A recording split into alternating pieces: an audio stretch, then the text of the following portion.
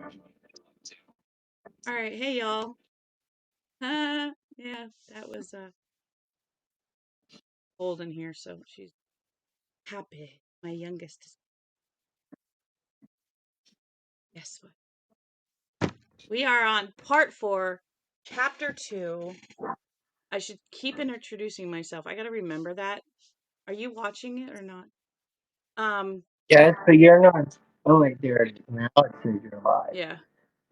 Um, so we are on part 4, chapter 2. And like I said, I should start introducing myself. I am Lady Rain. I read books, I talk, I jibber jabber, the normal she's crazy kind of stuff. Anyway, we are we left off where David was trying to convince everybody to go up to the China Pit, which is south of Desperation. And the only one that didn't want to go was Johnny Marinville. And we also left off where Mary has all kinds of creepy crawlies all over her, and then she finds a flashlight, and voila, she's in the same spot that Steve and Cynthia had their incident at the China Pit. So we shall see what is going on today. David said, "The man who showed me these things, the man who guided me," so he's continuing his story, "told me to tell you that none of this is destiny." His arms were clasped around his knees and his head was bent. He seemed to be speaking to his sneakers. In a way, that's the scariest part. I's dead, and Mr. Billingsley, and everyone else in Desperation, because one man hated the Mining Safety and Health Administration, and another was too curious and hated being tied to his desk. That's all. And God told you all this? Johnny asked. The boy nodded, still without looking up. So you're really talking ministries here, or mini-series here, Johnny said. Night 1 is the Lucian brothers. Night 2 is Josephson, the footloose receptionist. They'll love it at ABC. Why don't you shut up? Cynthia said softly. Another county heard from, Johnny exclaimed. This young woman, this road babe with attitude, this flashing female flame of commitment, will now explain, complete with pictures and taped accompaniment, by the noted rock ensemble Pearl Jam. Shut the fuck up, Steve said. Johnny looked at him, shocked and silence. Steve shrugged, embarrassed but not backing down. The time for whistling part past the graveyard. The time for whistling past the graveyard's over. You need to cut the crap. He looked back at David. I know more about this part, David said. More than I want to, actually.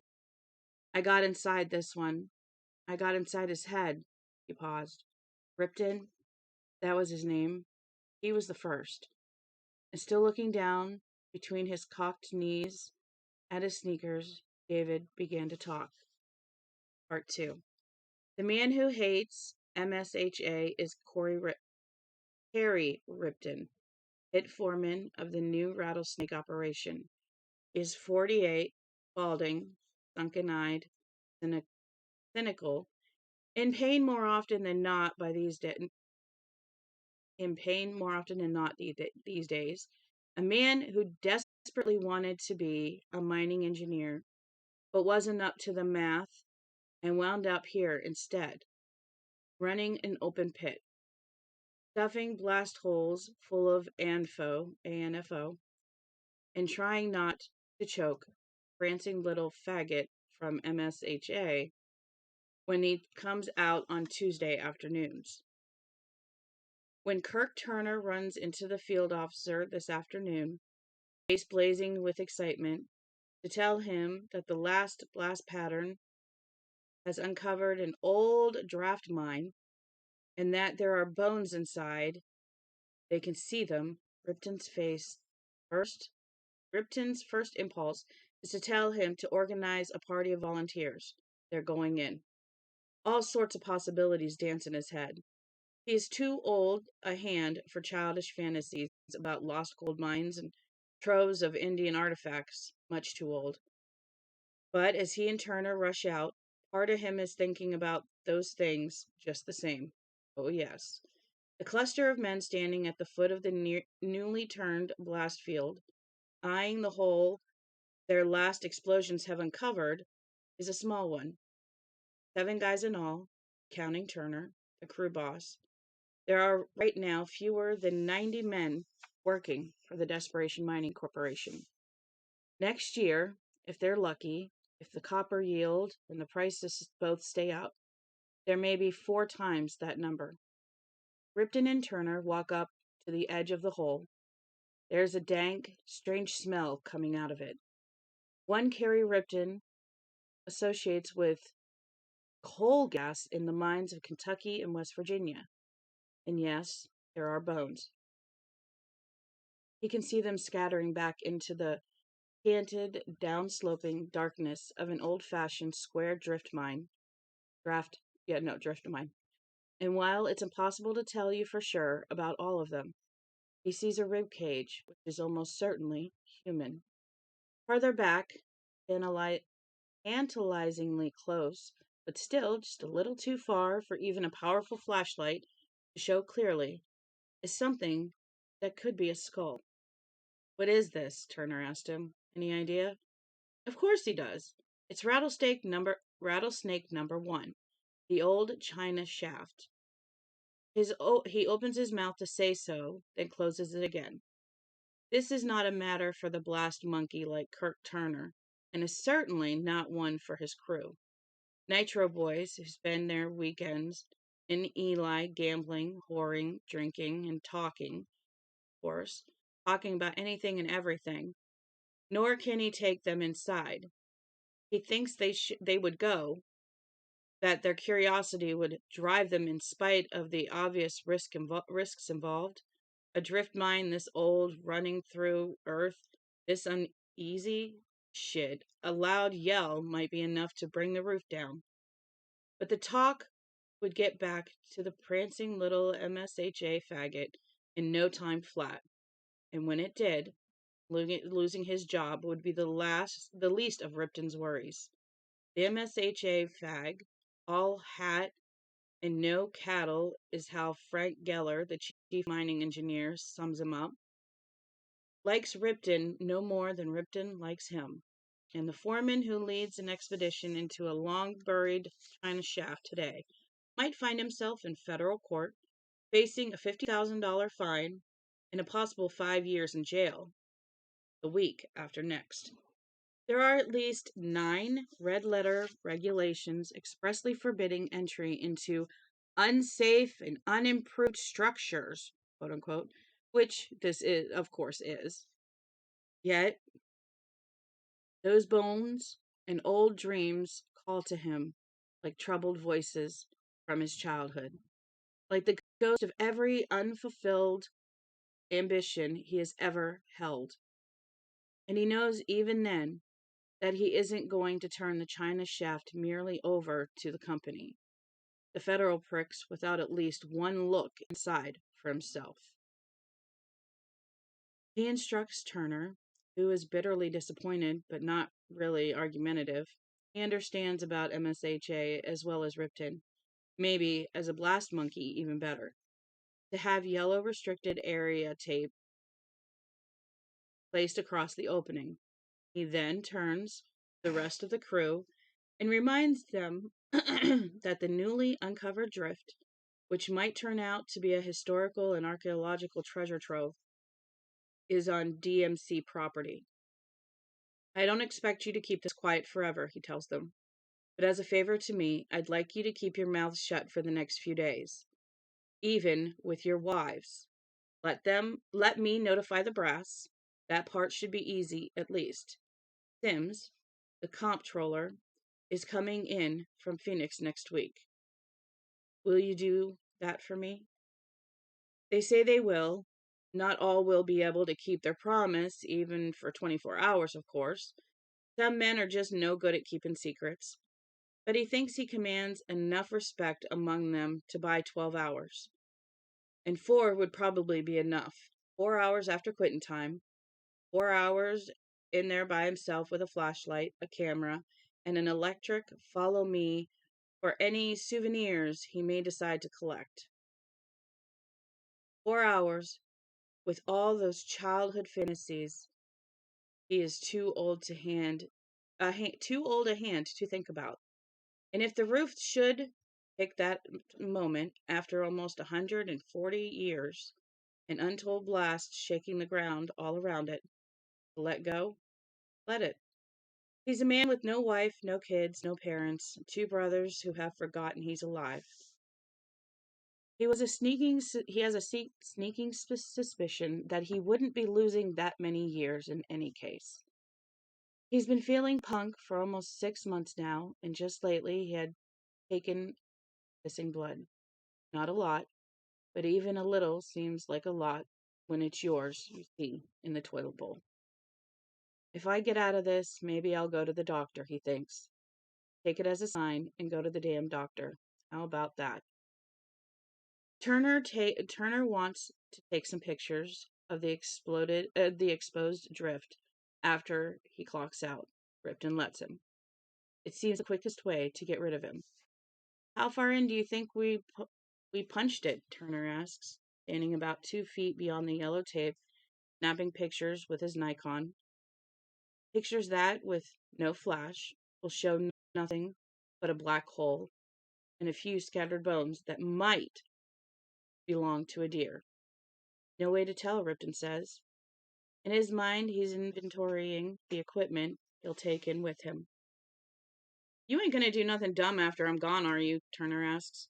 Nope, Ripton says. I have too much damn respect for mining safety to even think of such a thing. Yeah, right, Turner says, laughing. And early the next morning, around 2 o'clock, a much larger version of Corey Ripton will enter the bedroom Turner shares with his wife and shoot the man as he sleeps. His wife, too. Tack. Or tack. It's a busy night for Corey Ripton, a night of killing. Not one of Turner's blast crew lives to see the morning sun. And a night of placing cantas. He has taken a gunny sack filled with them when he leaves the pit, over 100 in all.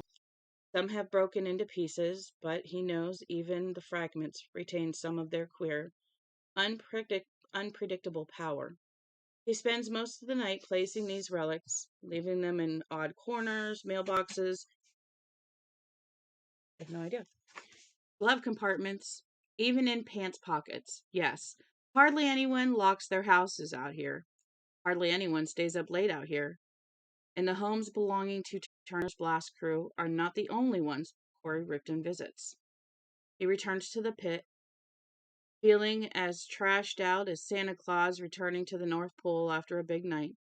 Only Santa's work ends once the presents have been distributed. Ripton's is only beginning.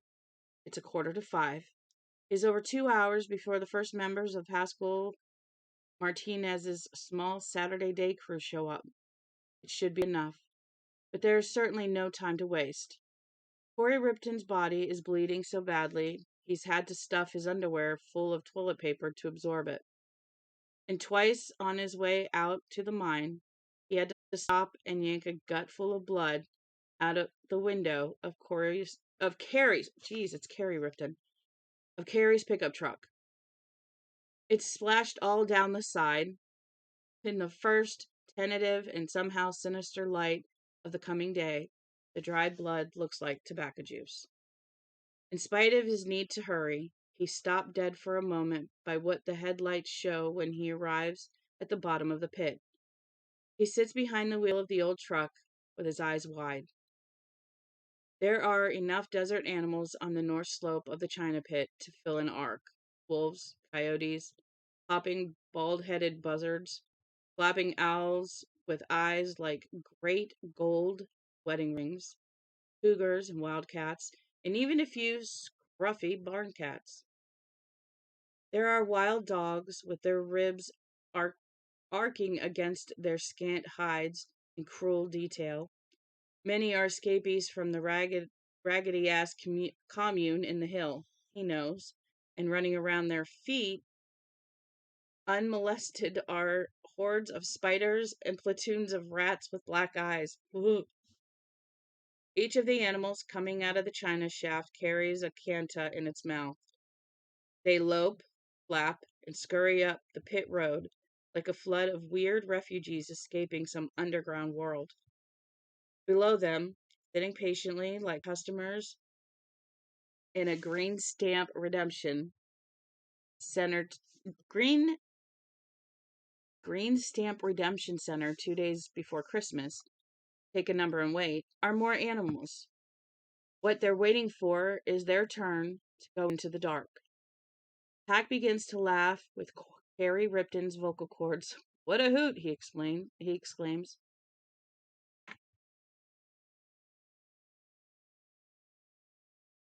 Then he drives on to the field office, unlocks the door with Ripton's keys, and kills Joe Prudhomme, the night watchman.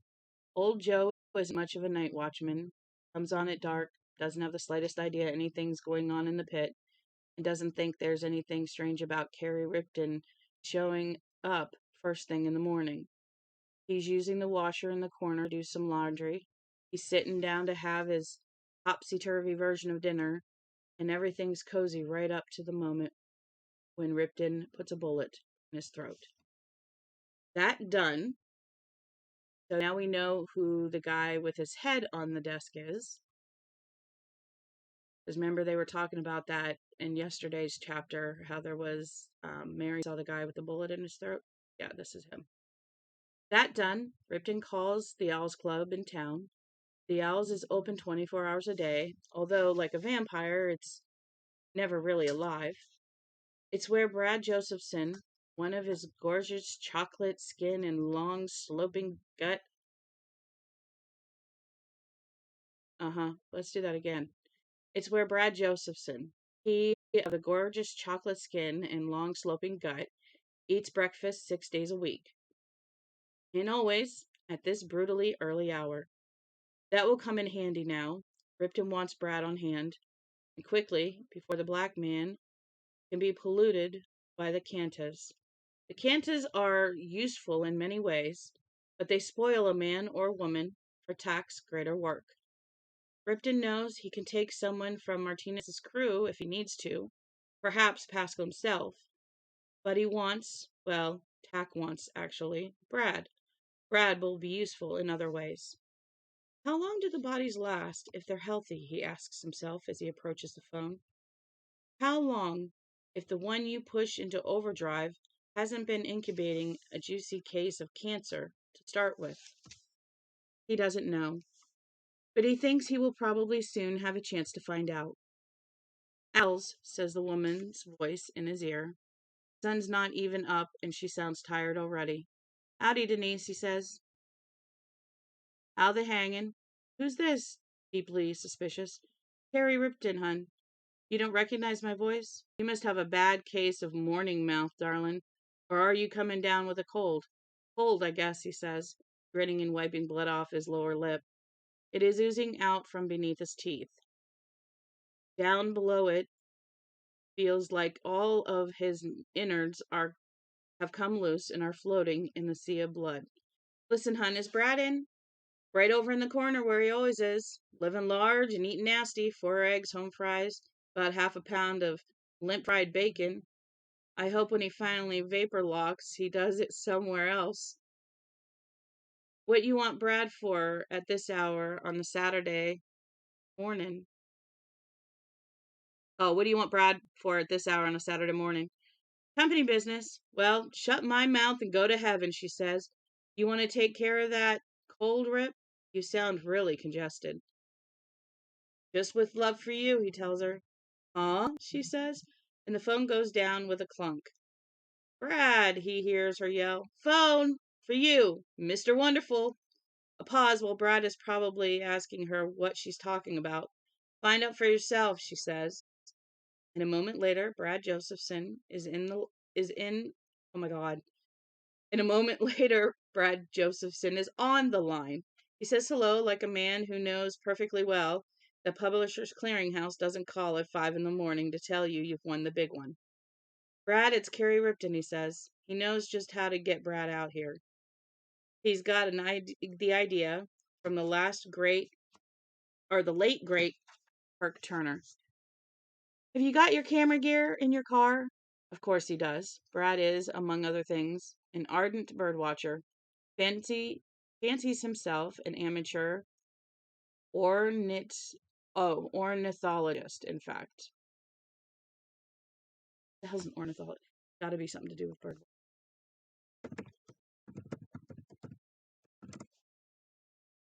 A person who studies or is an expert on birds. Yeah, that's what it is. Okay. Yes, we look things up. Ornithologist, in fact. But Kerry Ripton can do better than birds this morning. A lot better. Yeah. Yes, sure. What's the deal? Ripton leads back against the poster taped up in the corner, and one showing a dirty miner pointing like Uncle Sam and says, "Go ahead, fan mining. Let the bastards freeze in the dark." "If you hop in your car and drive out here right now, I'll show you," Ripton says. "And if you get here before Pascal Martinez and his boys, I'll give you a chance at the most amazing pictures you'll ever take in your life." "What are you talking about?" Josephson sounds excited now. "The bones of 40 or 50 dead Chinese to start with. How's that sound?" "What?" "We punched into the old China shaft yesterday afternoon. Less than 20 feet in, you'll get the most amazing—" "I'm on my way. Don't you move. Don't you goddamn move." The phone clicks in his ear and Ripton grins with red lips. "I won't," he says. "Don't worry about that.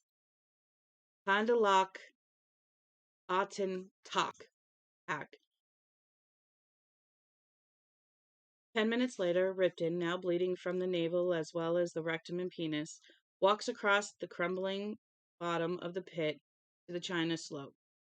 Here he spreads his arms like an evangelist and speaks to the animals in the language of the unformed.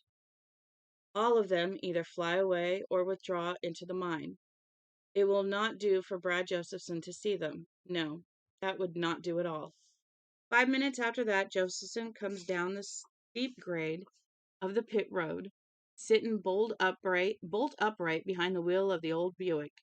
The sticker on the front reads, "Miners go deeper and stay longer." Oh, ah! Ripton watches him from the door of the field office. It wouldn't do for Brad to get a good look at him either. Not until he gets a little closer. No problem there. Brad parks with a scrunch of tires, gets out, grabs 3 different cameras, and trots toward the field office, pausing only to gape at the open hole 20 feet or so up the slope. "Holy shit, it's the China, all right," he says.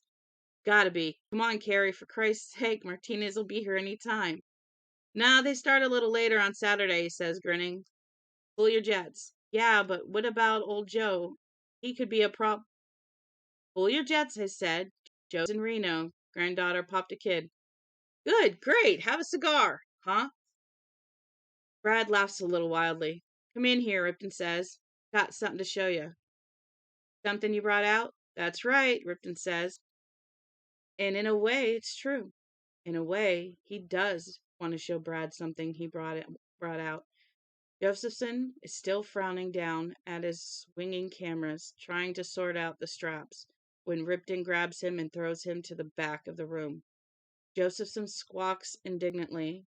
Later, he will be scared, but still later, he'll be terrified. Right now, he hasn't noticed Joe Prudhom's body and is only indignant. "For the last time, cool your jets," Ripton says as he steps outside and locks the door. "Gosh, relax." Laughing, he goes to the truck and gets in.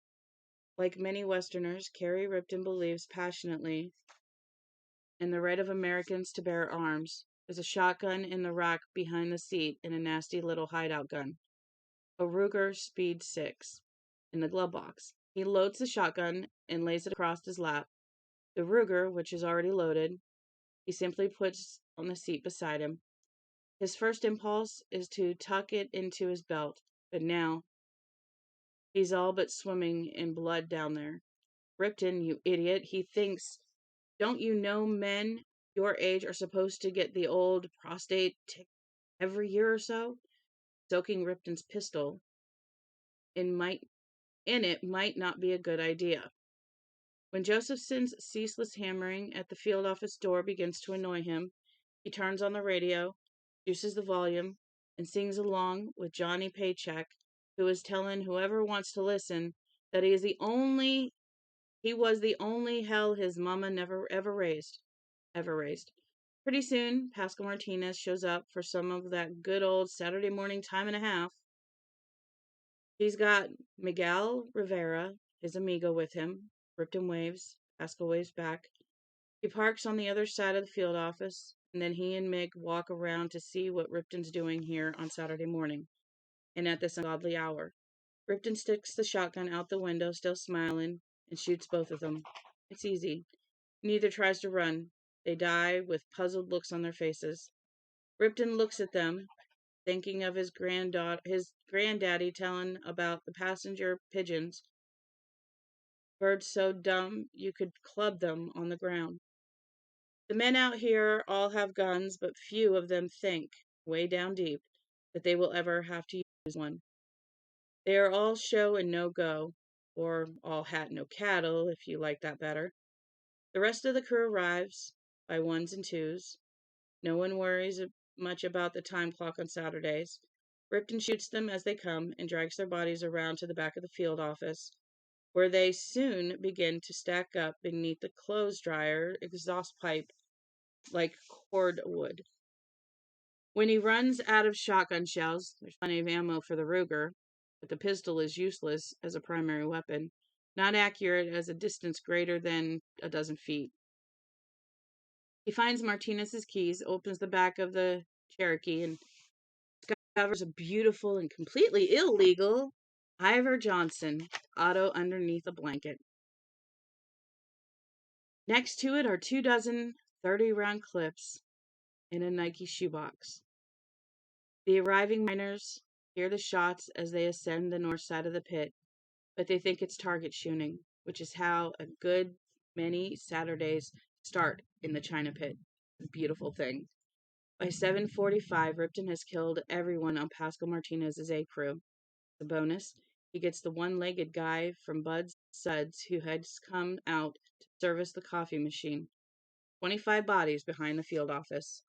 The animals start moving in and out of the China shaft again, streaming toward town with pantas in their mouths. Soon they will quit for the day, waiting for the cover of night to start again.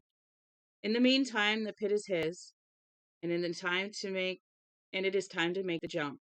He wants out of this unpleasantly decaying body, and if he doesn't make the switch soon, he never will. When he opens the door, Brad Josephson rushes him. He has heard the gunfire, he has heard the screams when Ripton's first shots hasn't put his victim down cleanly, and he knows the rushing is the only option he has. He expects to be shot, but of course, Harry can't do that. Instead, he grabs Josephson's arms, calling on the last of his body strength to do it, and shoves the black man against the wall so hard that the entire prefab building shakes. And it's not just Ripton now, of course, it's Tak's strength. As if to confirm this, Josephson asks how in God's name he's got so tall. Wheaties, he exclaims. Tak! What are you doing? Josephson asks, trying to squirm away as Ripton's face bears down on his and Ripton's mouth comes open. What do you do? Kiss me, beautiful, Ripton exclaims, and slams his mouth down on Josephson's. He makes a blood seal through which he exhales. Josephson goes rigid in Ripton's arms and begins to tremble wildly. Ripton exhales and exhales, going out and out and out, feeling it happen, feeling the transfer. For one terrible moment, the essence of Tak is naked, caught between Ripton, who is collapsing, and Josephson, who has begun to swell like a float on the morning of a Thanksgiving Day parade. Then, instead of looking out of Ripton's eyes, it is looking out of Josephson's eyes. It feels a wonderful, intoxicating sense of rebirth. It is filled not only with the strength and purpose of Tak, but with the grease-fired energy A man who eats 4 eggs and half a pound of limp bacon for breakfast. Feels, it feels great! I feel great, Brad Josephson exclaims in a boisterous Tony the Tiger voice. That's funny. It can hear a tenebrous creaking that is Brad's backbone growing, and taut silk across satin sound that is his muscles stretching. The thawing ice sound of his skull expanding. He breaks wind rapidly. The sound like the reports of a track starter's gun. It drops Ripton's body. The body feels as light as a burst seed pod and strides across toward the door, listening to the seams of Josephson's khaki shirt tear open as his shoulders widen and his arms lengthen. His feet don't grow as much, but enough to burst the laces of his tennis shoes. Pack stands outside, grinning hugely. It has never felt better. Everything is in its eye. The world roars like a waterfall, a record-setting erection. A pants buster, if ever there was one, has turned the front of his pants into a tent.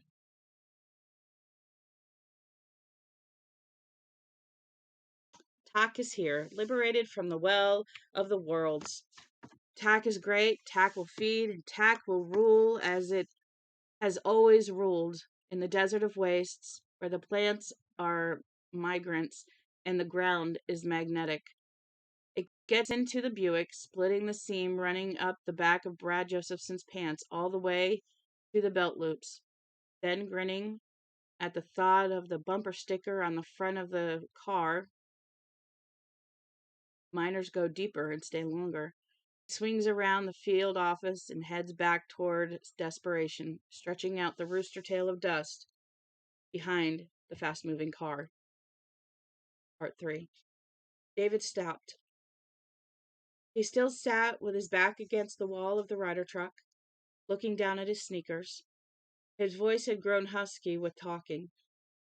The others stood around him in a semicircle, pretty much as Johnny supposed the wise old Wallas had once stood around the baby Jesus while he gave them the scoop, the lowdown, the latest buzz, the true gen.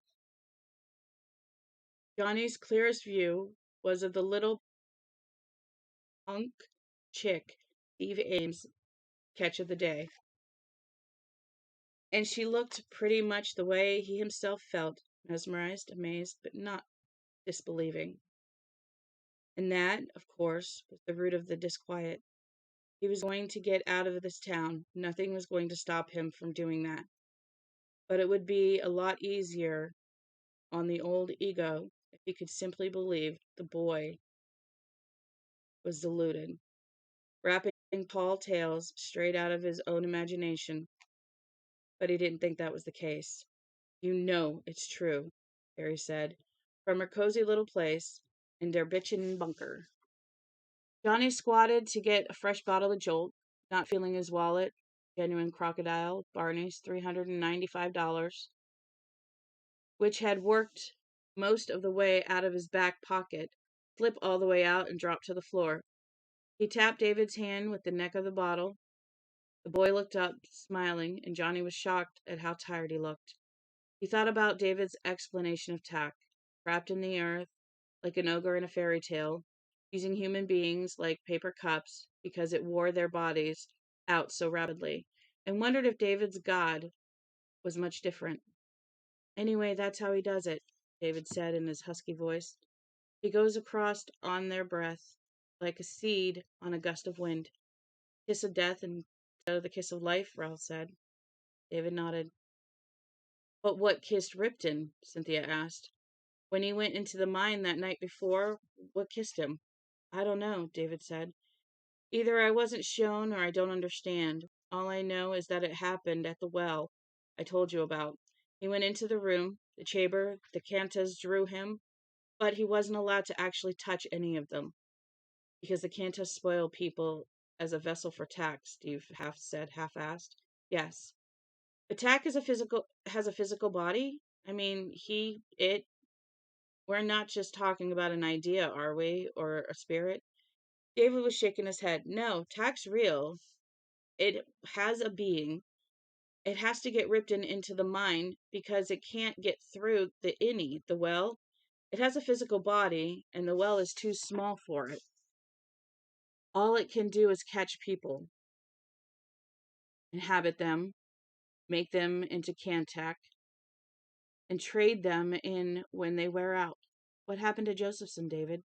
Ralph asked. He sounded quiet, almost drained. Johnny found it increasingly difficult to look at Carver looking at his son. He had a leaky heart valve, David said. It wasn't a big deal. He could have gone on without any problems for years, maybe. But Tack got a hold of him and David shrugged, just wore him out. It took 2.5 days. Then he switched to Entrogen. Entrogen was strong. He lasted most of the whole week. But he had very fair skin. People used to kid him about all the sunburn creams he had. Your guide told you all this, Johnny said. Yes, I guess that's what he was. But why does my nose itch? Hard to read when your nose itches. Yes, I guess that's what it was. But you don't know who he was?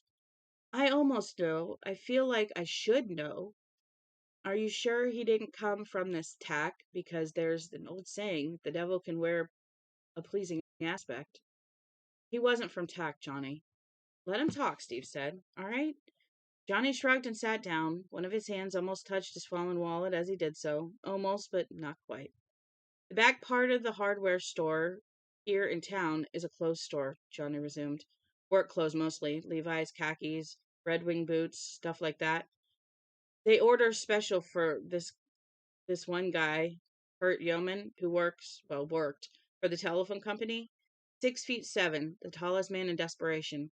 That's why Endergen clothes weren't ripped when he took us. Dad. Saturday night, Josephson broke into the True Value and grabbed a set of khakis in Kurt Yeoman's size. Shoes, too. He took them to the municipal building and actually put them in Collie Endergen's locker. Even then, he knew who he was going to use next, you see.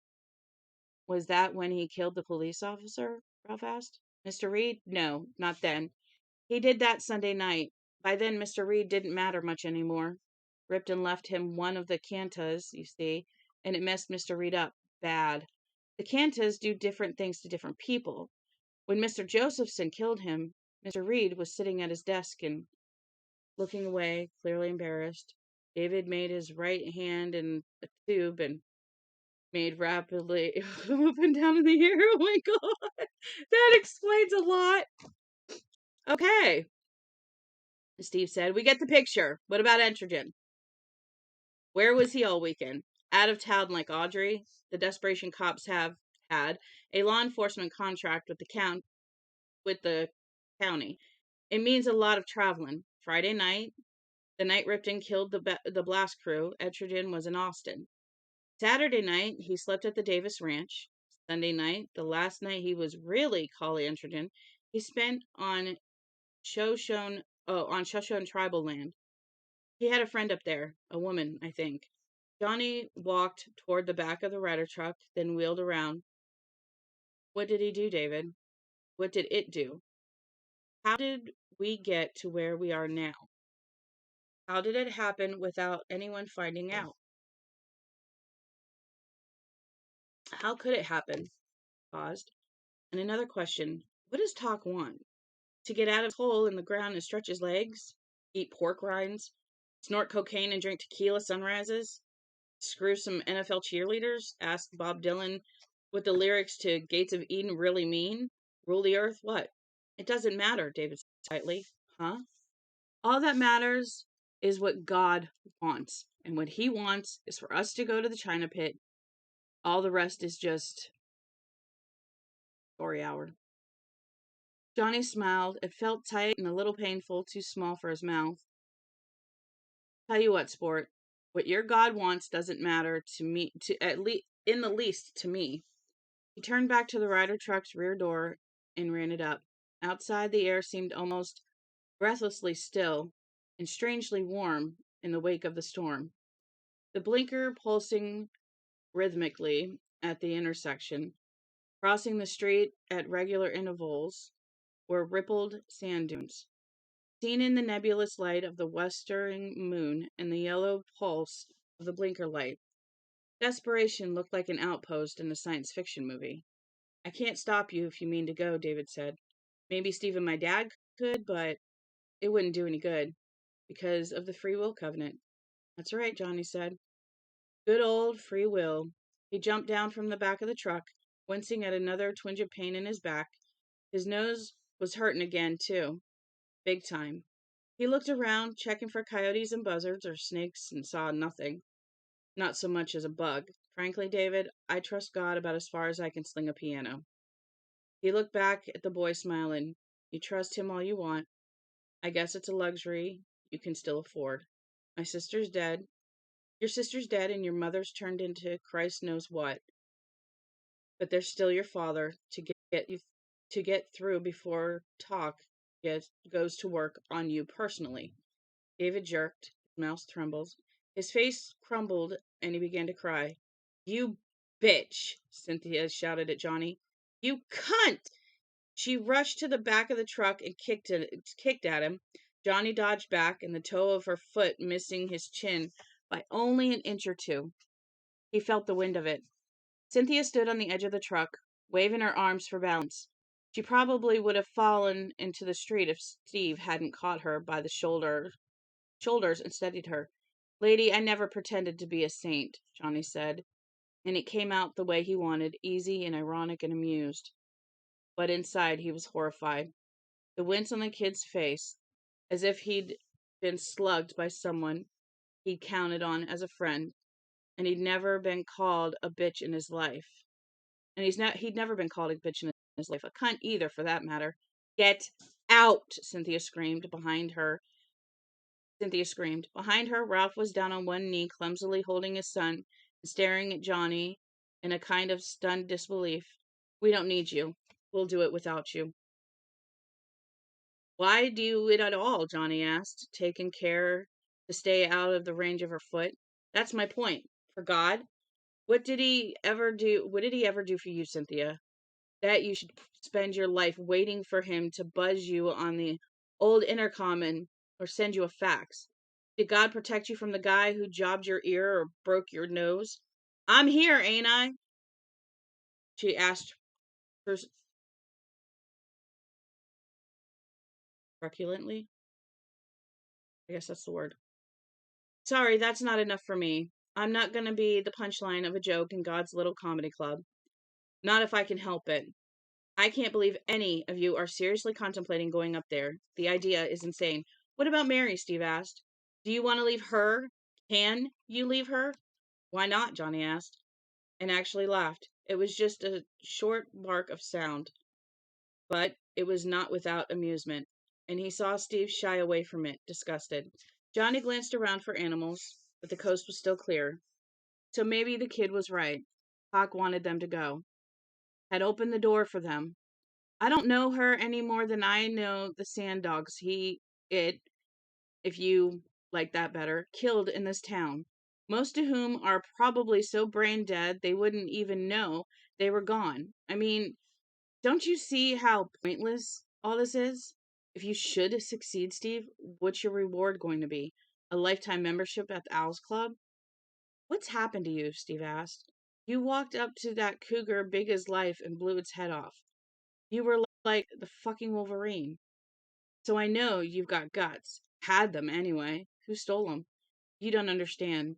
That was hot blood. You know what my trouble is? If you give me a chance to think, I'll take it. He took another step backward. No God stopped him. Good luck, you guys. David, for whatever it's worth, you're an extraordinary young man. If you go, it's over, David said. His face was still against his father's chest. His words were muffled, but audible. The chain breaks. Hawk wins. Yeah, but when playoff time comes, he's ours, Johnny said and laughed again. The sound reminded him of a cocktail party where you laughed that same meaningless laugh at meaningless witticisms while, in the background, a meaningless little jazz combo played meaningless renditions of meaningless old standards like Do You Know the Way to San Jose and Papa Loves Mambo. It was the way he had been laughing when he climbed out of the pool at the Bel Air, still holding his beer in one hand. So what? He could laugh any fucking way he wanted to. He had once won the National Book Award, after all. I'm not going to take a car from the mining office lot. I'm going to drive like, oh, I'm going to take a car from the mining office lot. I'm going to drive like hell until I get to Austin. And then I'm going to make an anonymous call to the state police, tell them some bad shit's happened in Desperation. Then I'll take some rooms in the local Best Western and hope you guys show up to use them. If you do, drinks are on me. One way or another, I'm stepping off the wagon tonight. I think Desperation's cured me of sobriety forever. He smiled at Steve and Cynthia, standing side by side in the back of the truck with their arms around each other. You two are crazy not to come with me now, you know. Somewhere else, you could be together. You could be good together. I can see that. All you can do here is be Cantus for David's cannibal god. He turned and began to walk away, his head, heart pounding. He expected to be followed by anger, invective, maybe pleas. He was ready for any of them. Perhaps the only thing that could have stopped him was the thing Steve Ames did say in a low, almost toneless voice of a man who was only conveying a fact. I don't respect you for this. Johnny turned around, more hurt by this simple declaration than he would have believed possible. Dear me, he said, I've lost the respect of a man once in charge of throwing out Steven Tyler's barf bags. Rat fuck. I never read any of your books, but I read the story you gave me, and I read the book about you, Steve said. The one by the professor in Oklahoma. I guess you were a hellraiser and a shit to your women, but you went to Vietnam without a rifle, for God's sake, and tonight, the cougar, what happened to all that? Ran out like piss down a drunk's leg, Johnny said. I suppose you don't think that happens, but it does. The last of mine ran out in the swimming pool. How's that for absurd? David joined Steve and Cynthia at the back of the truck. He still looked pale and worn, but he was calm. Its mark is on you, he said. It will let you go, but you'll wish you'd stayed when you start smelling talc on your skin. Johnny looked at the boy for a long time, fighting an urge to walk back to the truck, fighting it with all the considerable force of will at his disposal. So I'll wear lots of aftershave, he said. Bye, boys and girls. Live right. He walked away, and as fast as he could, any faster and he would have been running. Part 4.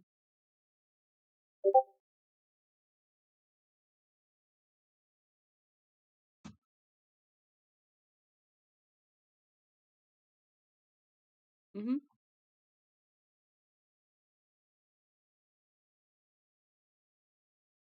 Part 4. There was silence in the truck. They watched until Johnny was out of sight, and still no one said anything. David stood with his father's arm around him, thinking he had never felt so hollow, so empty, so utterly done in. It was over. They had lost. He kicked one of the empty jolt bottles, with his eye following its skitter to the wall of the truck, where it bounced and came to rest too. David stepped forward. Look, Johnny's wallet. It must have fallen out of his pocket. Poor baby, Cynthia said. Surprised he didn't lose it sooner, Steve said.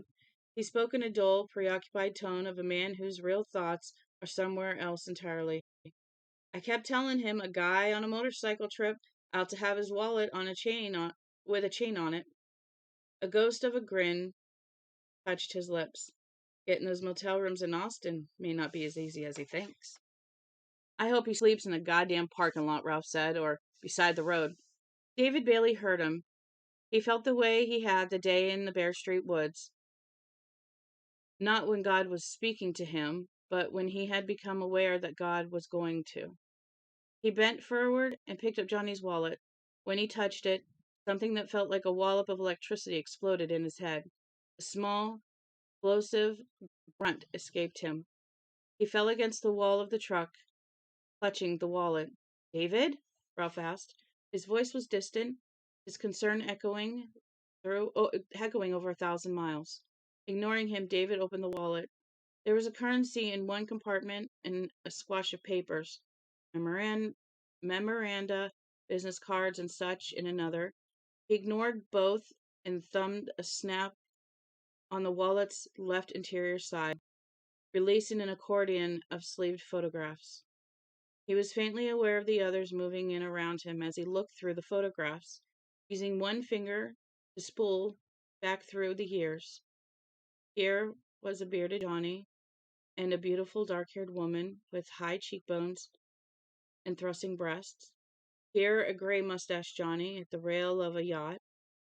Here a ponytailed Johnny with a tie-dyed jabho standing beside an actor who looked like Paul Newman before Newman ever thought of selling red sauce and salad dressing. Each Johnny was a little younger, and the head hair and facial hair darker, the lines of the face less carven, until... Here, David whispered. Oh, God, here! He tried to take the photo out of its transparent pocket and couldn't. His hands were shaking too badly. Steve took the wallet, removed a picture, and handed it to the boy. David held it in front of his eyes, with the awe of an astronomer who had discovered a brand new planet. What? Cynthia asked, leaning closer. It's the boss, Steve said. He was over there, in country. He usually calls it almost a year researching a book. He wrote a few magazine articles about the war, too, I think. He looked at David. You know the picture? Did you know the picture was there? I knew something was there, David said, almost too faintly for the others to hear. As soon as I saw his wallet on the floor, but it was him. He paused, then repeated it wonderingly. It was him! Who was who? Ralph asked.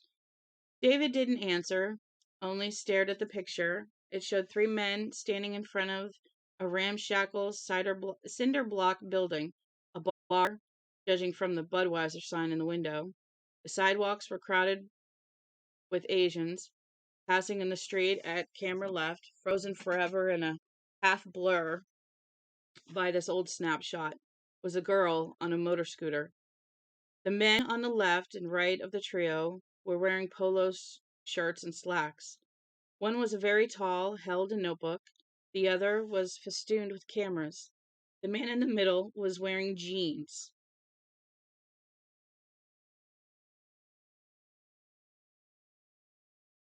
Okay. The man in the middle was wearing jeans and a gray t-shirt. A Yankees baseball cap was pushed back, far back on his head. A strap crossed his chest. Something cased and bulky hung against his hip. His radio, David whispered, touching the cased object. Nope, Steve said after taking a closer look. That's a tape recorder, 1968 style. When I met him in the land of the dead, it was a radio. David could not take his eyes from the picture. His mouth was dry. His tongue felt large and unwielding. The man in the middle was grinning. He was holding his reflective sunglasses in one hand, and there was no question about who he was.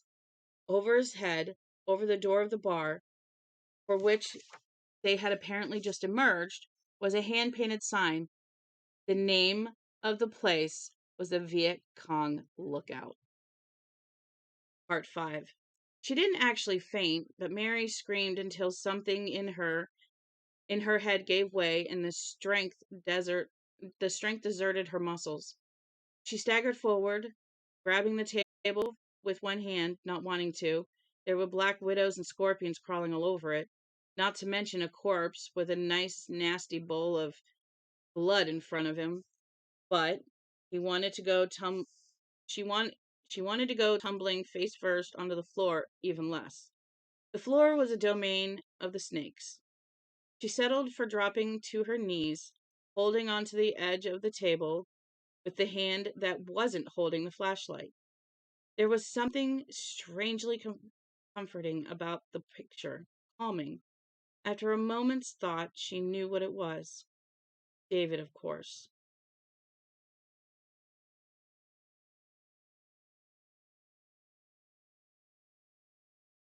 Oh, about this posture. Excuse me. There was something strangely comforting about this posture. Calming. After a moment's thought, she knew what it was. David, of course. Being on her knees reminded her of the simple, trusting way the boy had knelt in the cell he'd shared with Billingsley. In her mind, she heard him saying in a slightest apologetic tone, "I wonder if you'd mind turning around. I have to take my pants off." She smiled, and the idea that she was smiling in this nightmare place, that she could smile in this nightmare place, calmed her even more. And without thinking about it, she slipped into prayer herself for the first time since she was 11 years old. She'd been at summer camp, lying in a stupid little bunk in a stupid mosquito infested cabin with a bunch of stupid girls who could probably who would probably turn out to be mean and of pinchy nature. She had been overwhelmed with homesickness and had prayed for God to send her mother to take her home. God had declined. From then till now, Mary had considered herself to be pretty much on her own. "God," she said, "I need your help. I'm in a room filled with creepy crawlies, mostly poisonous, and I'm scared to death. If you're there, anything you can do would be appreciated." Amen was supposed to be. It was supposed to be, but she broke off before she could finish saying it, her eyes wide. A clear voice spoke in her head, and not her own voice either. She was sure of it.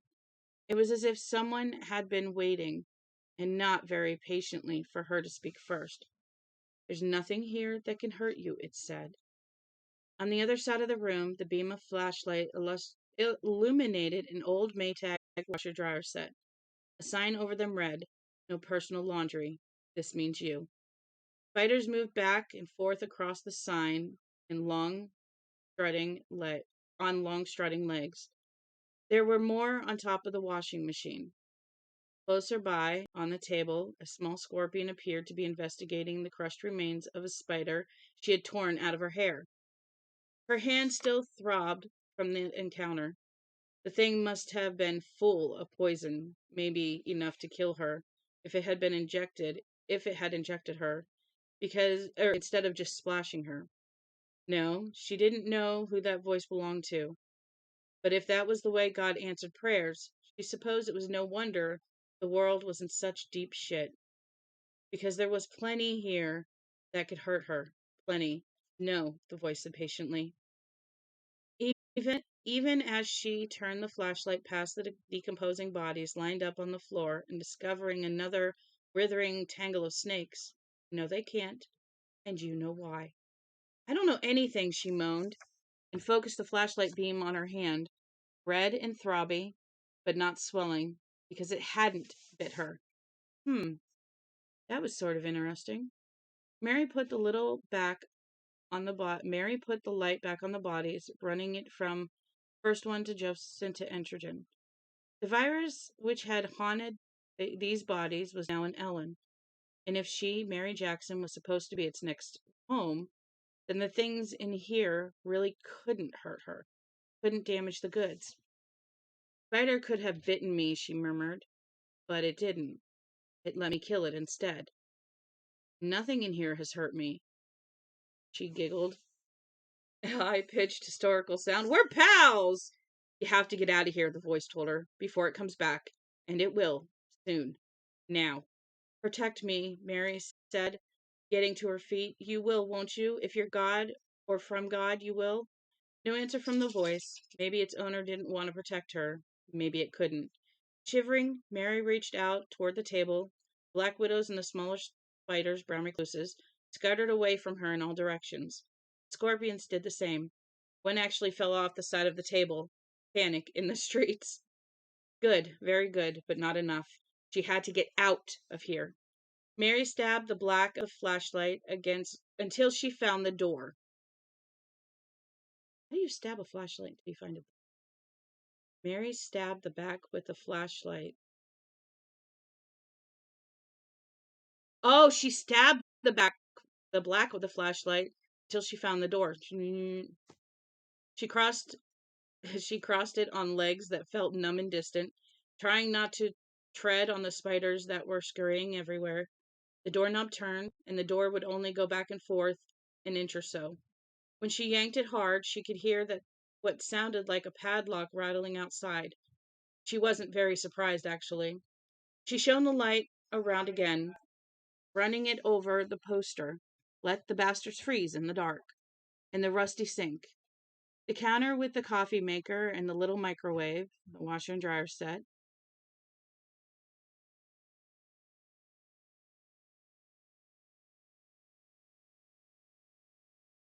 Girlfriend.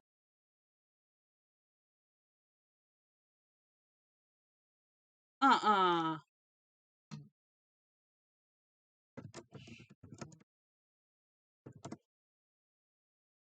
Oh, that sucks. Dumbledore. That was Yeah, he was the actor who played Dumbledore in the Harry Potter films.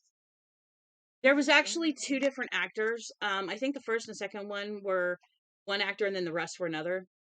And you can see the difference between at least the first one and the rest. Died. Was it the first film or second film? The first. Yeah, that's what I thought. And then they had to switch to a new actor, but he still looked the same. Is that the first actor was a lot more book accurate with his portrayal. Yeah, but I don't know why they didn't keep the book accuracy. I mean, it's not just the actor. It's because Lord of the Rings took off, and I guess Michael Gambon wanted his character to be a discount Gandalf. The thing of it is it's the wardrobe department that dresses him, not he himself. I was talking about personality. Oh, personality. Yeah, I guess that makes sense. She shone the light around again, running it over the poster, "Let the bastards freeze in the dark," and the rusty sink, the counter with the coffee maker and the little microwave, the washer dryer set. So, the Dumbledore from 3, 4, 5, 6, and 7 is dead.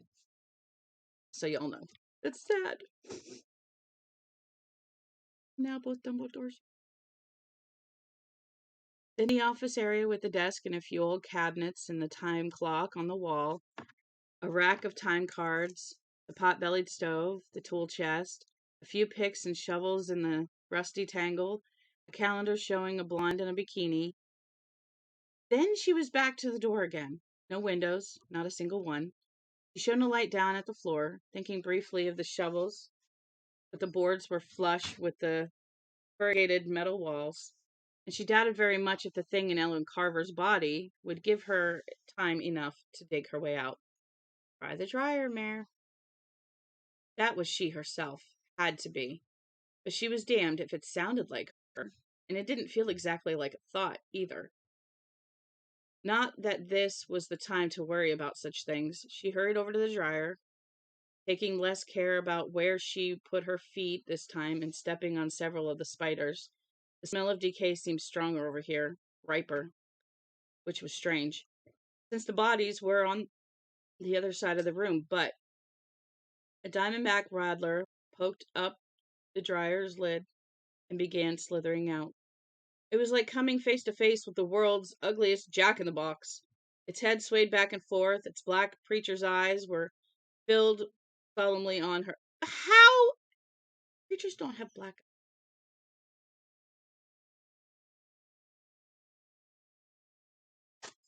It's possible.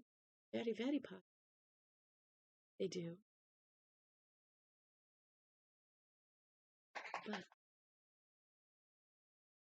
its black preacher's eyes were fixed solemnly on her. Mary took a step backward, then forced herself forward again, reaching out to it. She could be wrong about the spiders and snakes. She knew that. But what if the big fella did bite her? Would dying of snakebite be worse than ending up like Entrogen, killing everything that crossed her path until her body exploded like a bomb? The snake's jaws yawned, revealing curved fangs like whalebone needles. It hissed at her. "Fuck you, bro," Mary said. She seized it, pulled it out of the dryer. It was easily 4 feet long, and flung it across the room. Then she banged down the lid with the base of the flashlight, not wanting to see what else might be inside.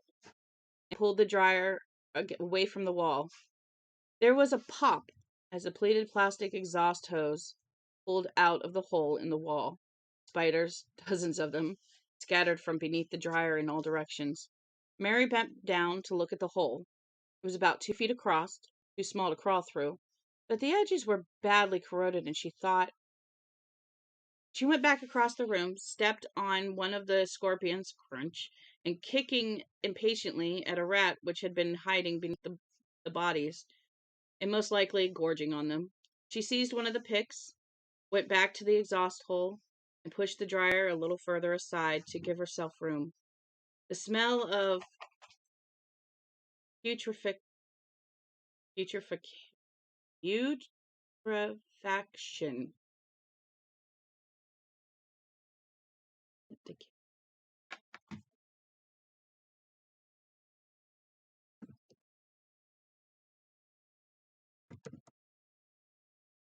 Yep. Okay. Hi!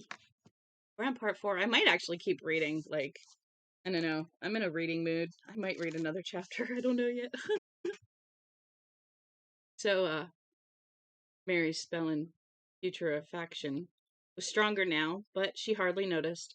She worked the short end of the pick through the hole, pulled upward, and gave a little crow of delight when the tool yanked a furrow nearly 18 inches long through the rotted, rusted metal. Hurry, Mary, hurry!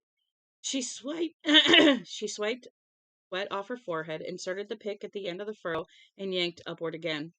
The pick lengthened the slit at the top of the hole even more, then came loose so suddenly that she fell over backward, the pick jarring loose from her hand. She could feel more spiders bursting under her back, and the rat she kicked earlier, or maybe one of his relatives, crawled over her neck, squeaking.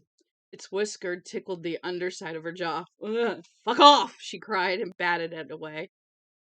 She got to her feet, took the flashlight off the top of the dryer, clasped it beneath her upper left arm and her left breast. Then she leaned forward and folded back the two sides of the slit she'd made like wings. What? How did... I guess that's how she did it. She thought it was big enough, just. God, thank you, she said. Stay with me a little more, please. And if you get me through this, I promise I'll stay in touch. She got on her knees and peered through the hole. The stench was now so strong it made her feel like gagging. She shone the light out and down. God, she screamed in a high, strengthless voice. Oh, Jesus, no! Her first shocked impression was that there were hundreds of bodies stacked behind the building she was in. The whole world seemed to be white, slack faces, glazed eyes, and torn flesh. As she watched, a buzzard that had been roosting on the chest of one man and pulling meat from the face of another took to the air, its wings flapping like sheets on a clothesline. Not that many, she told herself, not that many. Mary, old kid, and even if there were 1,000, it wouldn't change your situation. Still, she couldn't go forward for a moment. The hole was big enough to crawl out of. She was sure it was, but she would. I'll land on them, she whispered. The light in her hand and puffed ears, making her think of that scene from the end of Psycho where the cobwebby bulb in the basement starts swinging back and forth, sliding across the wrinkled mummy face of Norman's dead mother. You have to go, Mary, the voice told her patiently. You have to go now, or it will be too late. All right, but she didn't have to see her landing zone. No way. Not if she didn't want to. Turned off the flashlight and tossed it out through the hole. She heard a soft thunk as it landed on something. She took a deep breath, closed her eyes, and slipped out. Rust, ragged metal pulled her shirt out of her jeans and scraped her belly. She tilted forward, and then she was falling, still with her eyes squeezed shut. She pulled her hands out in front of her. She put her hands out in front of her. When landed on someone's face, she felt the cold, unbreathing prow of a nose on her palm and the eyebrows. bushy ones by the feel, under her fingers. The other one squished into some cold jelly and skidded. She pressed her lips together, stealing whatever wanted to come out of her, a scream or a cry of revulsion behind them. If she screamed, she'd have to breathe, and if she breathed, she'd have to smell those corpses, which had been laying out here in the summer sun of God knew how long. She landed on things that shifted and belched dead breath, telling herself not to panic, just hold on. Mary rolled away from them, already rubbing the hand which had skidded in the jelly stuff of her pants on her pants. It skidded in the jelly stuff on her pants. It's rubbing on it. Ugh. Now there was sand beneath her and the sharp points of small broken rocks. She rolled once more onto her belly, got her knees under her, both hands into this rough, broken spree, rubbing them back and forth, dry washing them as best she could. She opened her eyes and saw the flashlight lying by an outstretched waxy hand. She looked up, wanting, needing the cleanliness and calm disconnection of the sky. A brilliant white crescent of moon rode low in it, seeming almost to be impaled on the sharp devil's prong of rock, jutting from the east side of the china pit. I'm out, she thought, taking the flashlight. At least there's that. Dear God, thank you for that. She backed away from the dead pile on her knees, the flashlight once more clamped between her arm and breast, still dragging her tingling hands through the broken ground, scouring them. There was light on her left. She looked that way and felt a burst of terror as she saw Entergen's cruiser. Would you step out of the car, please, Mrs. Jackson? He'd said. And that was when it had happened, she decided, when everything she'd once believed solid had blown away like dust in the wind. It's empty. The car's empty. You can see that, can't you? Yes, she could, but the residue of the terror remained.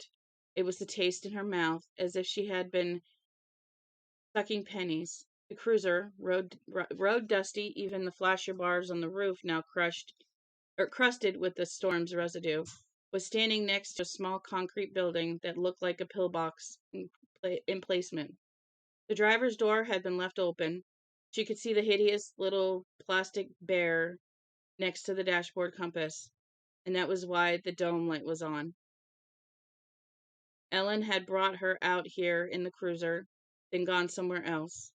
Ellen had other fish to fry, other hooks to bait, other joints to roll. If only she'd left the keys. Mary got to her feet and hurried to the car, jogging bent over at the waist like a soldier crossing no man's land. The cruiser reeked of blood and piss and pain and fear. The dashboard, the wheel, and the front seat were splashed with gore. The instruments were unreadable. Lying on the footwell of the passenger side was a small stone spider. It was an old thing, and pitted, and just looking at it made Mary feel cold and weak. Not that she would have to worry about it much. The cruiser's ignition slot was empty. Shit, Mary whispered fiercely. Shit on toast.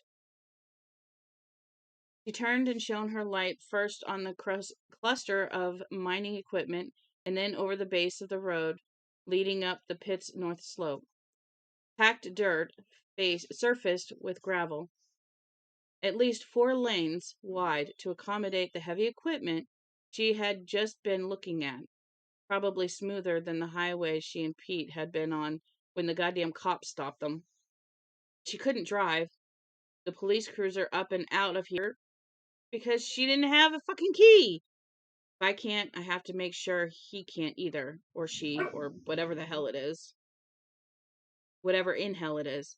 She bent into the car again, wincing at the sour smell and keeping an eye on the nasty statuette in the footwell, as if it might come to life and leap on her. She yanked the hood release and walked around to the front of the car.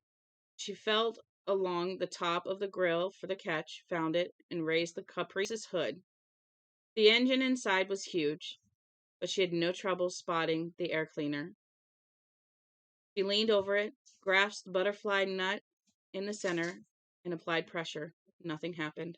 She hissed with frustration and blinked more sweat out of her eyes. It stung. A little over a year ago, she had read poems as part of a cultural event called Women Poets Celebrate Their Sense and Sexuality. She had worn a suit from Donna Karan and a silk blouse underneath.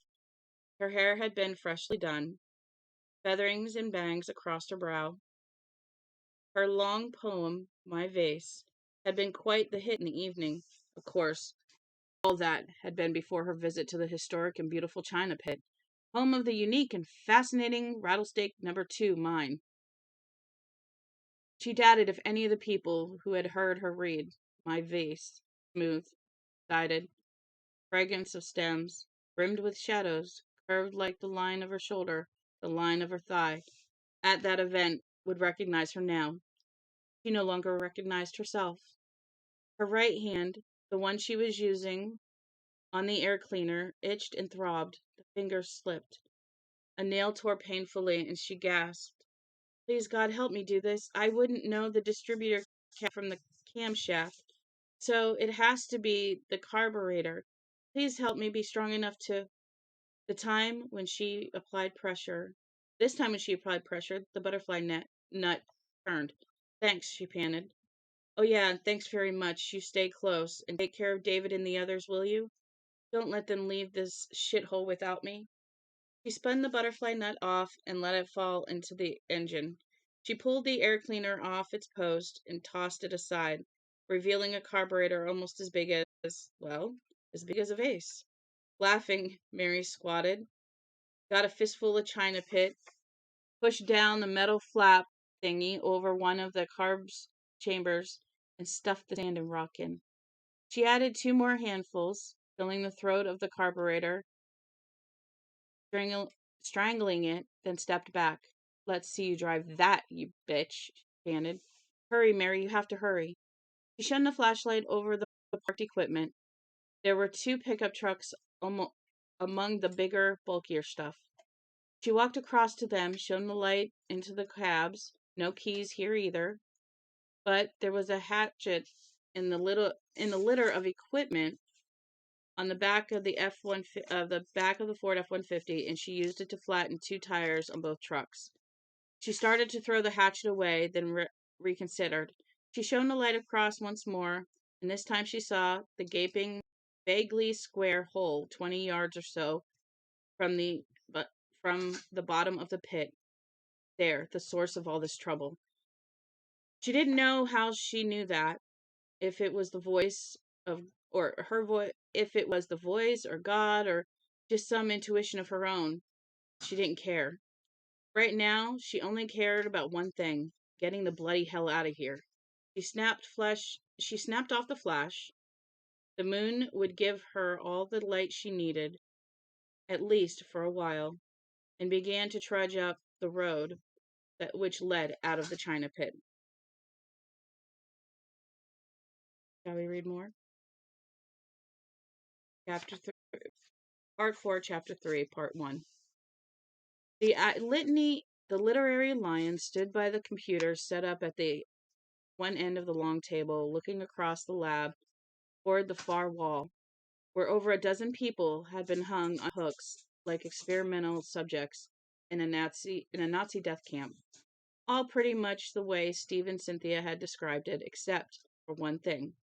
The woman hanging just beneath the words, "You must wear a hard hat," the one whose head was cocked so far over to the right that her cheek lay on her shoulder, looked wildly like Terry.